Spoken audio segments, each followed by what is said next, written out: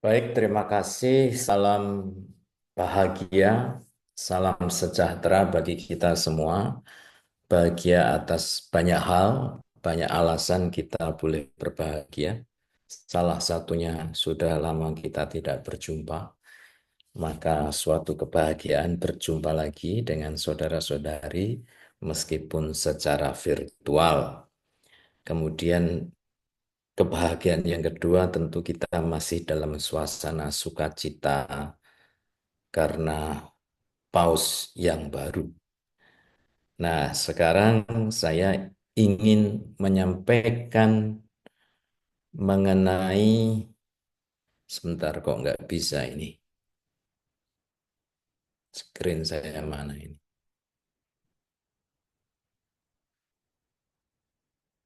Apakah boleh saya dibantu ada yang punya, Boleh, Romo. ya? Ada Romo. Nah, oke.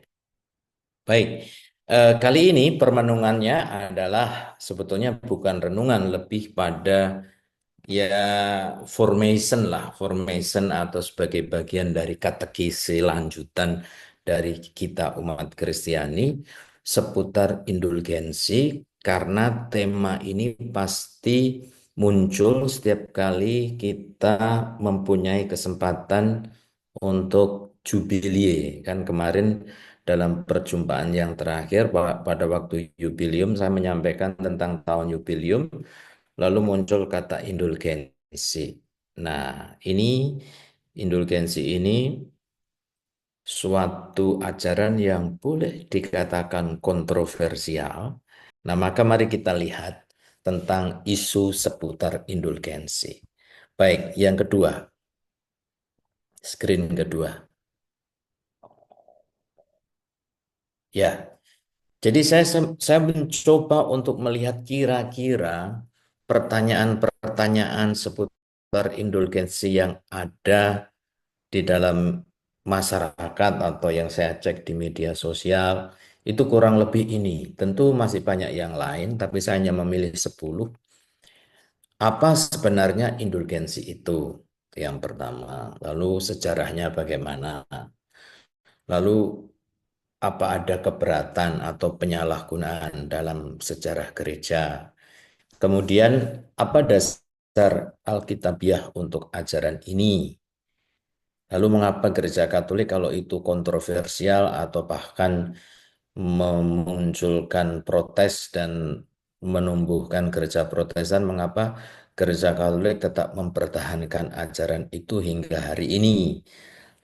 Lalu apakah memang maksudnya ini adalah jalan pintas menuju keselamatan, membeli jalan menuju ke surga? Nah, menarik kan?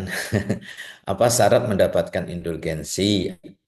Ada jangka waktu tertentu untuk memanfaatkan ajaran ini atau fasilitas ini. Kemudian apa yang dimaksud dengan pelepasan diri sepenuhnya dari dosa? Lalu apa manfaat indulgensi dalam hidup rohani? Nah, kalau saya mencoba menjawab ini semua, maka siap-siaplah untuk tidak tidur malam. Semalam suntuk kayak wayang ya. Nah, maka saya hanya menjawab nomor satu dan dua saja. Nomor satu dan dua, dan nomor dua itu saja nanti juga secara tidak langsung akan menyinggung atau menjawab pertanyaan-pertanyaan yang ada di bawahnya. Oke. Juga saya menjawab nomor satu dan dua supaya nanti saudara-saudari kalau juga muncul pertanyaan bisa ada kesempatan untuk tanya jawab di tempat ini. Oke, mari lanjut ke berikutnya. Apa itu indulgensi? Nah, pengertian dasarnya ini, indulgensi itu dari bahasa Latin indulgensia, dari indulgio atau artinya izin. Adalah suatu cara yang diberikan oleh Gereja Katolik untuk mengurangi jumlah hukuman yang harus dijalani seseorang atas dosa-dosa yang telah diampunkan. Nah, supaya Ini jadi maksudnya apa ini? Nah, maksudnya adalah contoh konkretnya yang sudah diampunkan, yang telah diampunkan, maksudnya adalah misalnya Bapak Ibu itu sudah datang dalam pengakuan dosa. Nah, jadi dosa-dosanya sebetulnya sudah diampuni oleh Tuhan di dalam proses pengakuan dosa itu kan. Tetapi kan ada suatu konsekuensi yang harus kita buat setelah pengakuan dosa. Misalnya Romo minta supaya kita berdoa rosario atau kalau dosanya ringan-ringan biasanya cuma doa 1 kali Bapa kami, 3 kali Salam Maria kan seperti itu kan. Nah, konteks indulgensi itu dulu sebetulnya ya untuk kasus-kasus berat sebetulnya, untuk dosa-dosa berat seperti pembunuhan dan lain sebagainya. Nah, maka hukuman untuk setelah pengakuan dosa itu kan berat. Ini konteksnya zaman dulu ya, berat. Maka gereja kemudian muncul dalam dalam proses dalam perjalanannya adalah suatu kemurahan dari gereja untuk mengurangi itu ketika kita melihat komitmen orang yang bertobat itu. Jadi konteksnya itu ya jelas ya.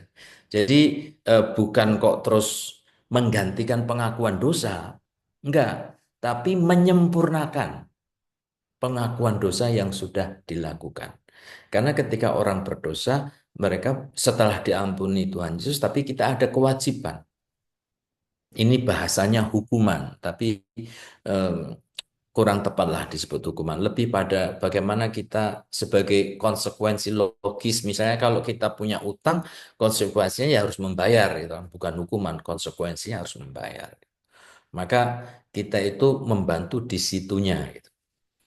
Lalu pengertian yang kedua, salah satu cara untuk membantu umat mengatasi konsekuensi akibat dosa. Meskipun kita sudah mengaku dosa dan sudah dinyatakan diampuni, tetapi kadang-kadang rasa bersalah karena yang namanya dosa itu kan bukan hanya merugikan Tuhan, tapi merugikan sesama. Karena dosanya itu terkait dengan sesama, misalnya tidak jujur atau menipu, itu kan menyakiti hati orang lain. Sehingga kadangkala secara secara alami, secara apa yang namanya secara ya manusiawi kita ada rasa bersalah. Nah, sebetulnya ajaran indulgensi itu mau membantu kita menyelesaikan atau mempromosikan pertumbuhan hidup rohani dengan eh, bukan ngurusi tapi address tentang perasaan rasa bersalah ini yang harus dikikis melalui suatu eh, apa ya hadiah hadiah rohani dari kemurahan hati gereja. Maka kita lihat sejarahnya sekarang. Baik, nomor selanjutnya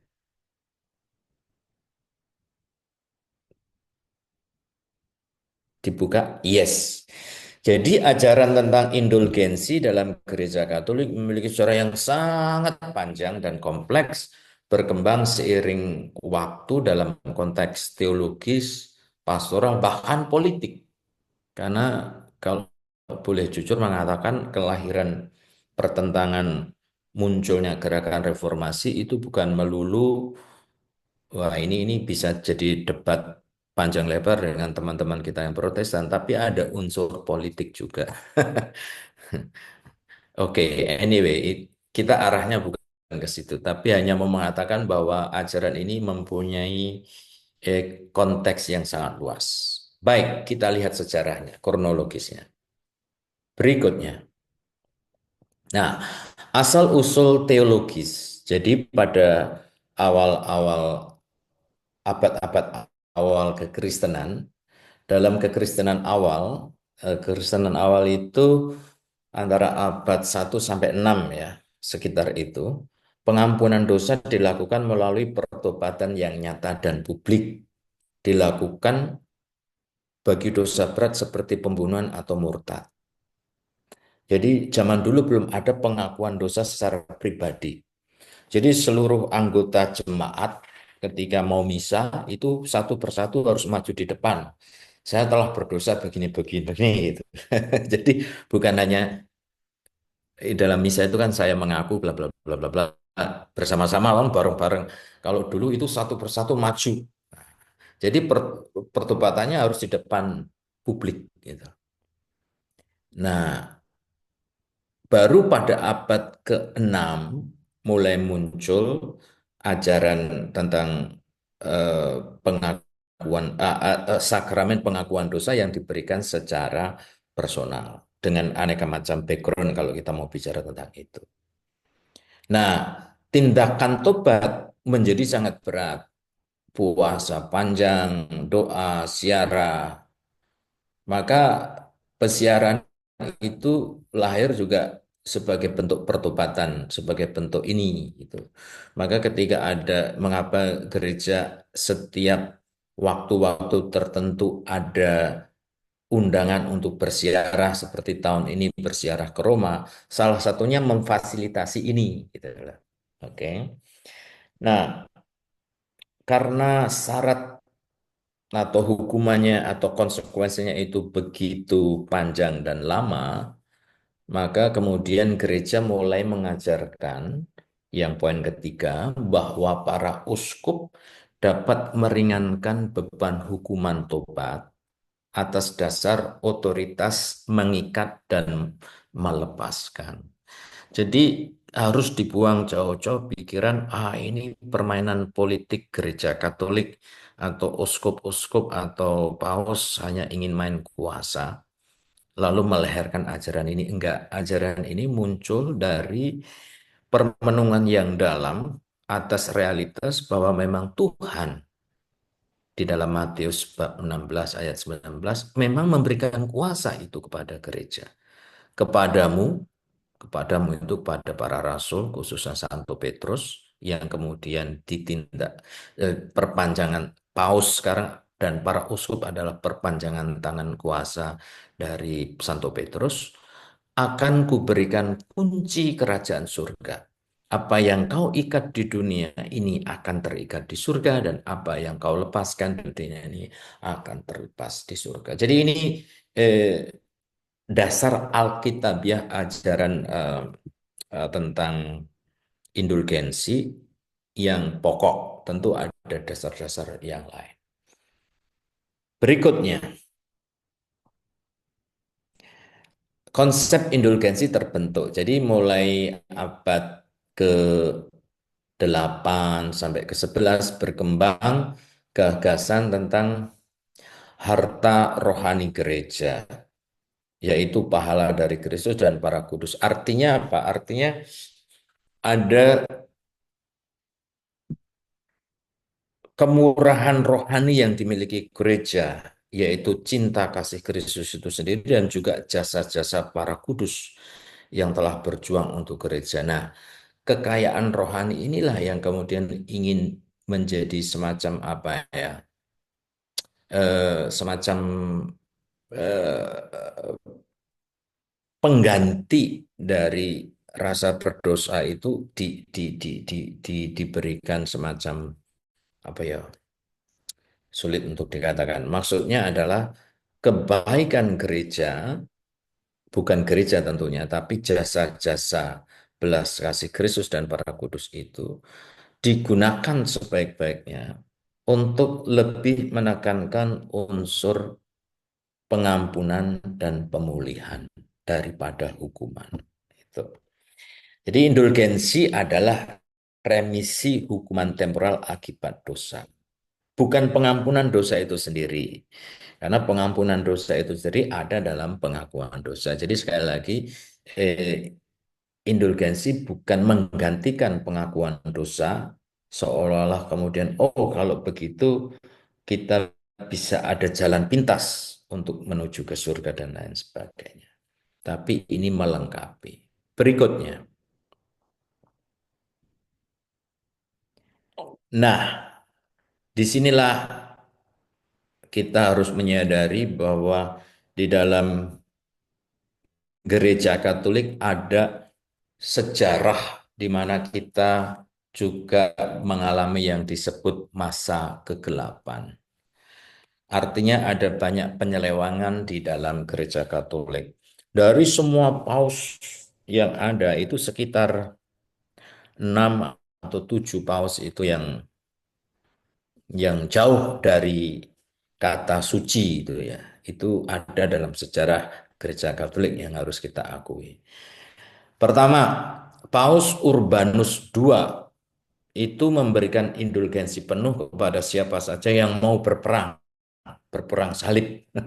Jadi Paus itu mengundang orang-orang untuk mau memberikan hidupnya untuk berperang, untuk membunuh, tapi nanti akan diberi indulgensi, akan diberi pengampunan dan lain sebagainya, bla bla bla bla. Itu salah satu awal kegelapan kita ya.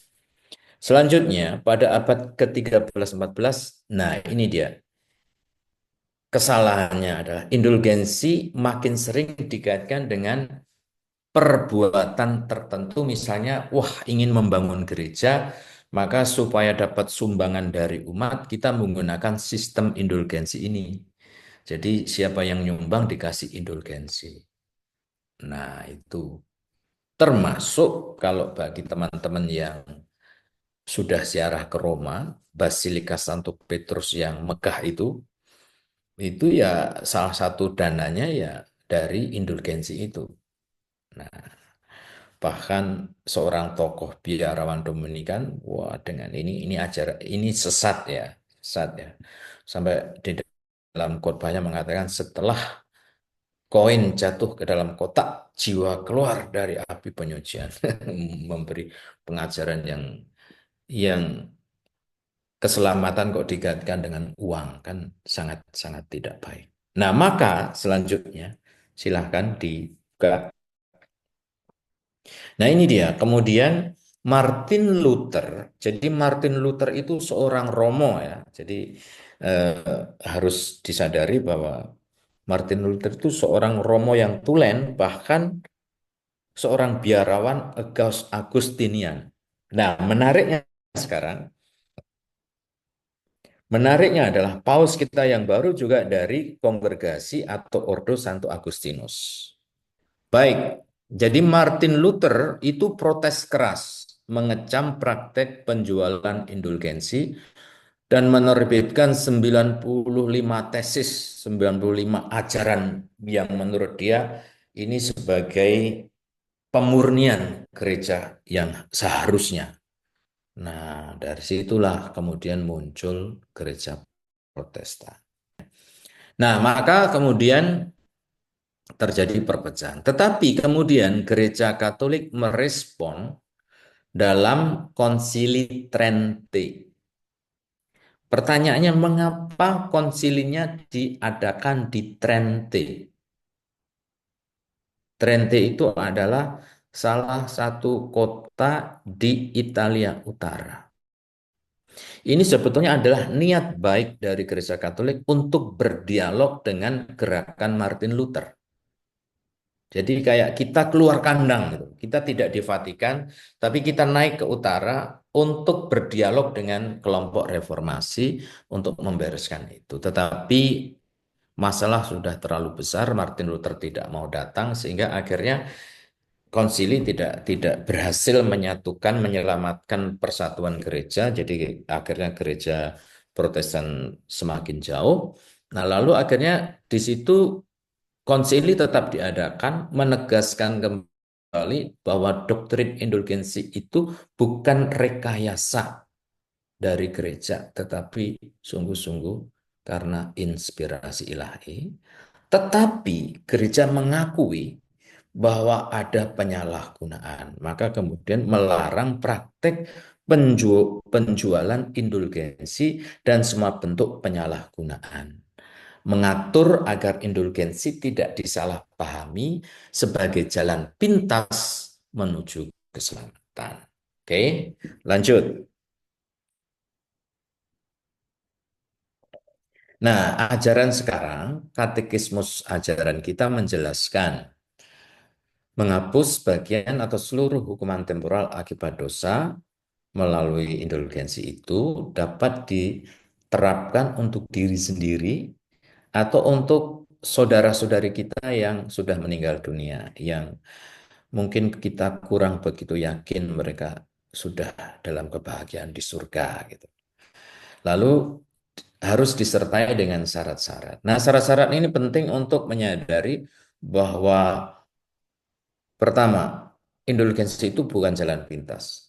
Maka di situ lihat syaratnya. Syaratnya adalah pengakuan dosa. Jadi pengakuan dosa itu tetap menjadi salah satu yang utama. Lalu ya yang sepele-sepele ditambahkan di situ seperti komuni, doa untuk paus. Lalu, nah ini yang penting, tanpa keterikatan pada dosa, bahkan dosa yang ringan. Nah, poin yang terakhir ini untuk menegaskan bahwa indulgensi itu bukan untuk membeli jalan ke surga.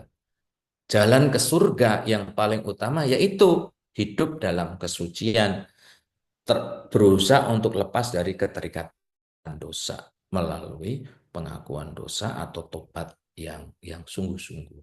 Jadi ini untuk menegaskan, saya sendiri mau menegaskan bahwa indulgensi itu bukan bukan sarana untuk mendapatkan keselamatan dengan tidak apa dengan tidak memperhatikan yang lain, enggak gitu. Maka ketika sekarang ada tahun jubileum lalu banyak teman-teman pada datang ke Roma, maka saya menegaskan di sini bahwa jangan sampai kemudian ada kesan bahwa hanya yang bisa ziarah ke Roma, kemudian mereka yang merasa lebih suci, merasa jalan ke surga lebih lebar dan lain sebagainya. Karena kalau kemudian konsepnya seperti itu, ya konsep indulgensi juga tidak tepat lagi gitu. Maka gereja lokal juga memberikan alternatif bagi mereka yang tidak punya uang, misalnya juga melalui jubileum di keuskupannya masing-masing, misalnya datangin 7 gereja atau apalah dengan doa tertentu, itu salah satunya. Itu, maka dalam pertemuan kita yang terakhir juga saya tidak ngepush bahwa yuk rame-rame ke Roma misalnya. Enggak, karena itu hanya sebagai salah satu sarana saja. Tuh. Lalu kalau kita mau melihat lebih detail tentang indulgensi ini, itu ada di dokumen Indulgentiarum Doctrina. Itu sebetulnya Paus Paulus ke-6 yang membuat tahun 67. Sudah lama ya. Kalau saya melihat tahunnya sudah lama tetapi ajarannya masih dipakai. Kalau saya sih kemudian secara personal ya, ini bukan dari gereja secara personal. Berarti kan memang ajaran indulgensi ini bukan sesuatu yang sangat penting banget, gitu. Kalau penting pasti akan terus-menerus diperbaharui. Di sisi lain, konsep lama ini masih terus dipahami. Itu aja yang mau saya katakan. Selanjutnya, nah ini kesimpulan saya. Kesimpulannya, indulgensi bukanlah pengampunan yang bisa dibeli. Kita harus belajar dari pengalaman yang abad 16. Martin Luther kan salah satu poinnya ini. Dia keluar dari gereja karena merasa pengampunan bisa dibeli. Tetapi merupakan remisi rohani yang diberikan oleh gereja berdasarkan otoritas ilahi dengan syarat-syarat yang menunjukkan pertobatan yang sejati. Oke. Penyalahgunaan masa lalu diakui sebagai pelanggaran serius dan gereja telah mengambil langkah-langkah koreksi sejak abad 16. Itu berkaitan dengan sejarah pengalaman eh, sejarah hitam dalam gereja Katolik, saya mau mensikapi seperti ini. Kita harus meyakini bahwa gereja Katolik didirikan oleh Tuhan Yesus. Bahwa akhirnya ada oknum-oknum yang membelokkan, itu tidak menjadikan alasan bagi kita me- untuk mengatakan bahwa apa yang dikatakan Yesus adalah sebuah kegagalan. Maksud saya adalah eh, pernyataan Yesus ketika mendirikan gereja itu tak terbatalkan, gitu. Tak terbatalkan dalam sejarah. Yang paling penting adalah gereja itu sendiri berusaha untuk terus memperbaharui diri. Nah, di samping bahwa Martin Luther sebagai seorang Romo ingin memperbaharui diri, tetapi akhirnya mental dan akhirnya dia keluar, toh juga ada banyak orang-orang kudus yang lain di tahun-tahun yang sama, di abad-abad yang sama, berusaha untuk memperbaharui gereja. Jadi intinya sebetulnya pembaharuan gereja reformasi itu tidak hanya terjadi pada gereja Protestan, tetapi di dalam gereja Katolik juga ada proses reformasi yang dilakukan oleh orang-orang kudus selama berabad-abad lamanya. Demikian yang bisa saya sampaikan. Baik, cukup ya. Kalau ada pertanyaan, karena ternyata saya ngomong sebentar tapi lama juga.